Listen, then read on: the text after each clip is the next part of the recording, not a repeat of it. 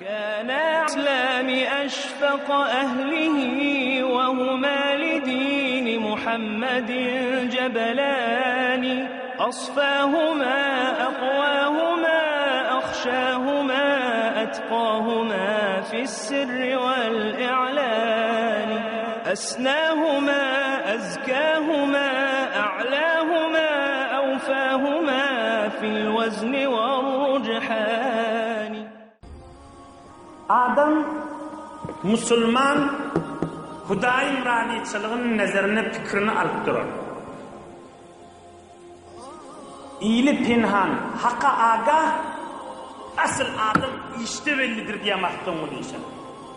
İýli pinhan, haqqa agah, asl adam işte bellidir. Adam Hudaýyň radyçylygyny tafaýynlip, Hudaýyň radyçylygyny ýygyrlaýyp, merde amal bolmak gerek. Oňa Rasulullah aleyhissalatu vesselam ýene alem jahanyň ulgu wurtduda. Yani diýdi da, meni özüm halim ýok, ýürüýmäge kuwatym ýok. Onu da ödümi götürdük, ola tokdan ola toga, täden analamyň ýüregi agryma diýýär. Ene şuna amal etmek diýär. Amal etmek şuna Hudaý bolmak diýär. Yani bizlerden türüm derse, Hudaýyň radyçylygyny ýygyrlamak diýär. Bir Hudaý menden razy bolsun dip, mikir etmesizlik, hukuk etmesizlik, ada çıkarmasızlık diýär. Ulamalar bir hikaye aýtýarlar.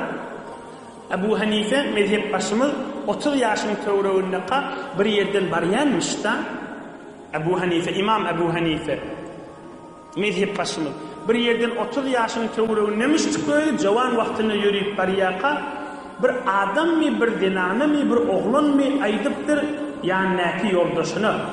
Gözde diýipdir, şu barýan molla giýje ýatmaýar ha diýip iknefer gurrun etip duranmış. O günlerde de Ebu Hanife giýje ýatýarmış, sagat tahajjud namazy turýarmış. Ebu Hanife eşitipdir, iki nefer gurrun edýärdi, Ebu Hanife giýje ýatmaýar diýip. Ama adam näme diýipdir? Adamlar men etmeýän işim meni ewmesildi, indi meýlep ýatmaryn diýipdir. 40 ýyllap ýatsyň dähreti bilen erti ýokupdyr. Men etmeýän işim menen adamlar meni ewmesin diýipdir. Men ýatýan ki diýipdir. Ýok, oňsoň adamlar gurrun edýär da. Ey jemaatlar, Kur'an'da var. Men onu ayetini okuyup manasını açsam giýje aljak, ýöne kysgaça mana edeyim. Yahudiliň we kafir Yahudiliň bir alamaty özleriniň etmeýän işi bilen şolary öwşele, oly begenýärler. Emma musulman näme diýer? Ýok, men beýtip öwüp bermem, men bir iş etmeýän ahim diýer. Dogrusyny aýtýar musulman.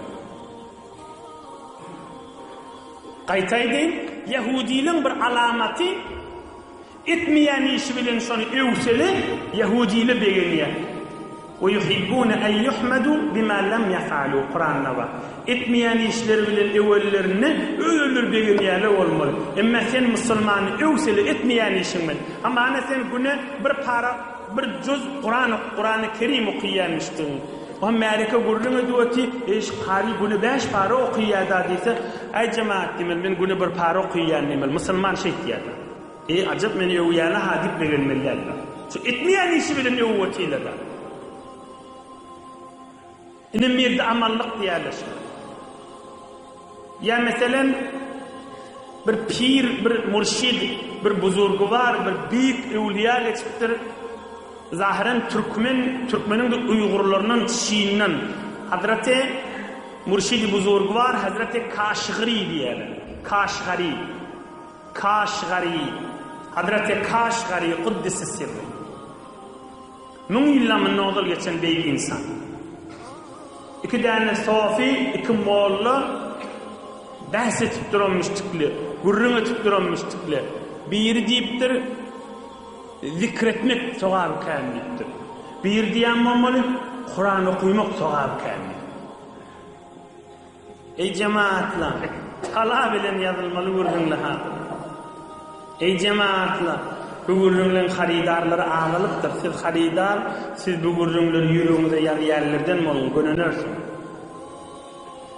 Resulullah Aleyhisselam'ın dirman yaşayışının üstünden çok çıkan dersleri ağabeyler. Kadrın bilin, Allah size işitmeni nesip ediptir, amel etmekte nesip edip, kıyamatta Huda işkava adamlar bilen meydana girmek nesip etsin.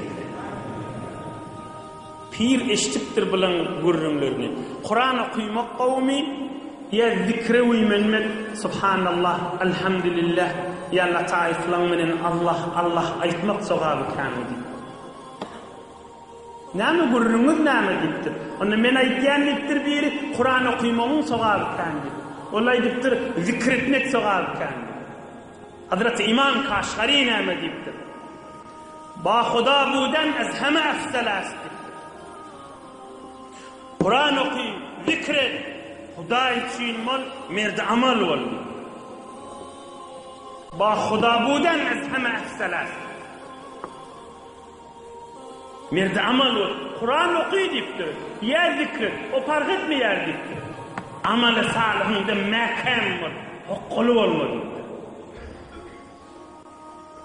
Dilim gözüm Kur'an'na olup yüreğim kıybatta, töhmette, kinede olmasın diydi da.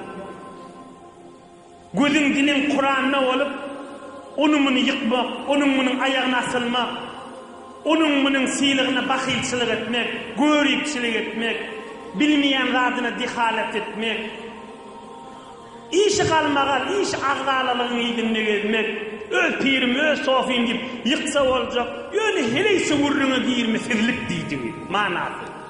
Kur'an okuy, zikret, Huday bile olur. Kur'an okuy, zikret, Huday bile olur. Kur'an okuy, zikret, Huday bile olur. Gafil olma Huday'dan neydi? Tarikat lahazdan girsin. Umumluk lahazdan girsin de, sen amalında manav mert bolluydu. Men bu gurrun näme dip agdaktır? Resulullah Aleyhissalatu vesselam amal etýärleň başı, ewliýalaň täji, peýgamberlaň täji. Meni malafada goýun, olotokdan olotoga akydyn diýýoti. Şonuň üstünden çok çykypdyran derslerden. Adam merde amal bolsun. Yoksa entek adam havası yok bolsa, entek qaharda bolsa, entek merid bolsa, entek yalta wagtynda bolsa, bilmänşik bolýar da, yok, bilenşik bolmaly. Syn musulman. Merde amal bol.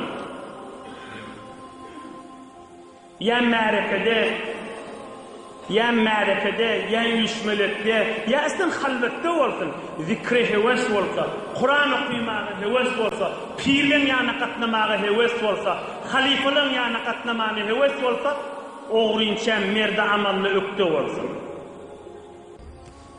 Kursağının içinde Huday bilen arasy makam bolsun.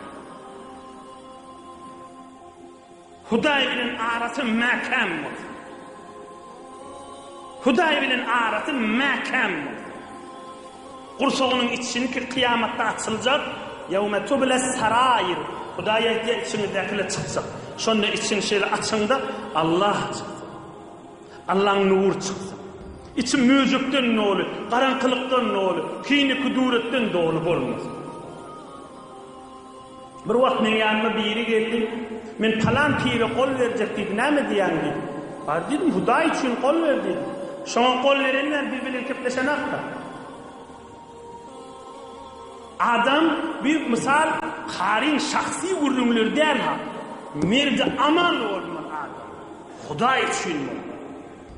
Musulmançılıkta guruh deyip, fırga deyip, onumun yamanlacak bolup, onumun küçeltecek bolup, onumun ulartacak bolup, buna din manası değildir. Dinin manası değil. Yani Allah'ın isteyen radı değil. Merde amal olmalı. Yerde merde amal olmalı, Allah'ın buyruğuna merde amal